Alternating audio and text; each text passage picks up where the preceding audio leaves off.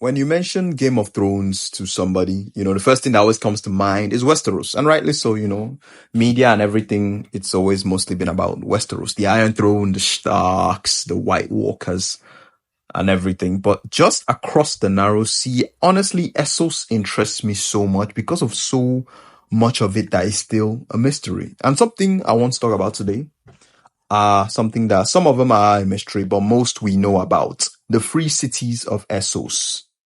9 cities, once colonies of Valeria, except of course Braavos, now independent powers in their own right, all with their own unique things that make them different and what they specialize in. So this is a general breakdown of each of the free cities, their, origins, cultures, rivalries, and how they shape the world far more than most fans even realize. So, without wasting any time, let's talk about the free cities of Essos. Centuries before the Targaryens even set foot on Dragonstone, the Valyrian freehold dominated the Eastern world, a civilization built on dragons, blood magic, fire, and slaves.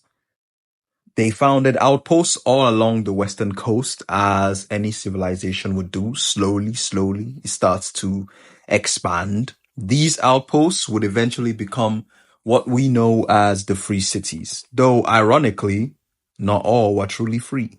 Most were deeply tied with Valeria's slave economy, even till today, its politics and its obsession with bloodlines and control. Then came the doom of Valeria, a cataclysmic event that wiped Valeria off the map. The 14 volcanoes erupted, shattering the subcontinent to pieces. With their overlords gone, only the Targaryens remained, but they went to Dragonstone years earlier before the doom occurred. The colonies then took matters into their own hands. Some turned inwards, others sought dominance. And the power vacuum shaped everything that came after and led to the century of bloodshed. Now, let's talk about each of these free cities themselves. Let's start with the most popular, I think, Braavos. Unlike the others, Braavos wasn't founded by Valyrians.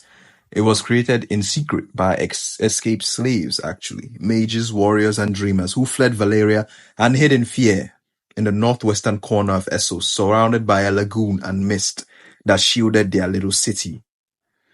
Today, Braavos is a superpower, home to the Iron Bank, the world's richest and most influential institution in the known world. It's a place where kingdoms rise and fall by the swoop of a pen. Even the Lannisters, the richest in all of Westeros, are afraid of the Iron Bank. Braavos also harbors the Faceless Men, the ones we see in Game of Thrones, who Arya Stark later goes to train with. Assassins trained in the art of death, worshipping their deity, the many-faced god. Arya Stark's transformation began here, something showing how deeply the city's influence can be reached. I mean, to be honest, I do also think, I haven't read the books, but I do wonder, what was Jaqen H'ghar doing in Westeros? Is it ever said? I guess we will never know. Pentos is a city of paradoxes, outwardly luxurious with magisters and parties, but beneath that wealth lies deep fear and manipulation. The so-called Prince of Pentos is a ceremonial ruler used as a scapegoat if crops fail or wars are lost. Magisters hold the real power. This is also the city where Daenerys and Viserys begin their journey. Their host Illyrio Mopatis played a crucial role in manipulating Westeros' future from his palace in Pentos. He housed them for many years while they were in hiding, and this is also where they met Khal Drogo. It's very close to Westeros, being at the Narrow Sea, so it does a lot of trade with Westeros and is very well connected with it. Volantis is the oldest and perhaps the most arrogant of the free cities. And some people would say rightfully so. It's the first of the free cities. Its people still cling to the idea of being Valeria's rightful heirs. Ruled by the Old Bloods, descendants of Valerian nobility, Volantis has a strict class system. Slaves are tattooed with their purpose, soldiers, scribes, even the harlots. All of them are branded to know their purpose in the cities. Only those of the highest of Valerian nobility that can trace their blood back the farthest can live within the inner walls of the city. The city has more in common with the Valerian past than any other. Volantis is also a stronghold of the Relor worship, the Lord of Light. The Red Priests here are powerful, and some even supported Daenerys as Azor Ahai reborn. Lys, Mare, and Tyrosh are very close to each other, so let's talk about them together. First off, Lys is infamous for its beauty and sensuality. It's the city of lovers, poisons, and whispers. Many Westerosi bastards claim Lysine blood just for the appeal.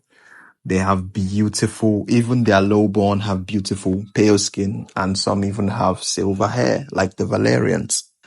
But under the surface, Lys is cutthroat. Its elite use of seduction and poison as political tools.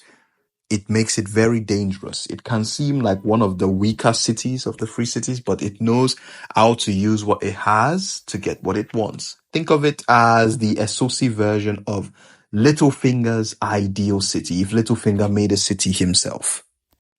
Mare is a city of craftsmen and warriors known for producing the best lenses, armor, and siege engines the world has ever seen. Their crossbows, lethal. Their generals are ruthless too. They are a warrior people. Mare has a long rivalry with Tyrosh, and its citizens are often recruited into elite mercenary bands like the Second Sons, for example. So they are a warrior people. Qohor and Norvos, the cities of steel and silence. Qohor is a city of steel and sorcery. It's one of the only places in the world where Valerian steel can be reforged. The city is dark and mysterious. They worship a dark god that demands blood regularly. Daily animal sacrifices are common, but in times of crises, humans are offered. Next, we have Norvos. Norvos is ruled by a priesthood that hears divine will through a sacred bell. Everything is religious, from how you eat to how you marry. The bells dictate so much of their daily life. Their guards wield massive axes, and their rule is strict. In Norvos, there is no questioning authority, only obedience. And then finally, we have Lorath, the most isolated and enigmatic of the free cities. It's known more for its fog than its influence, but some still believe ancient secrets sleep beneath its soil. According to legend, the Lorathi Isles were once home to the Maze Makers, a non-human civilization wiped out before recorded history. Their labyrinth ruins remain, and no one knows where they vanished to.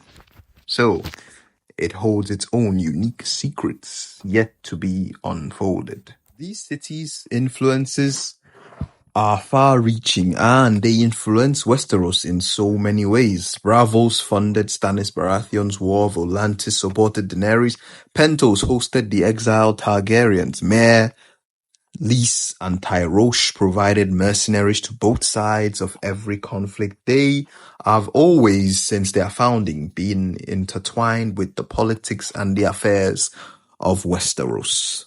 So, those are the 9 cities and the 9 stories shortened for you in the continent not too far away from Westeros. The power struggles, the forgotten lore, the free cities of Essos are more than just side characters. There's so many more stories to be told. There's so many stories yet to be fleshed out.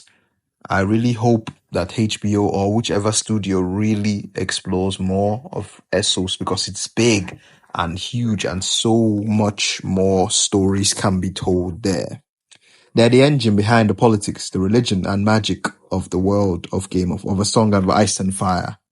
So, which free city would you like to visit? Which one do you think is the most dangerous? Or which one would you like to live in? If you had to, let me know. Let me know in the comments down below. Thanks for watching, guys, and I'll see you guys in the next video.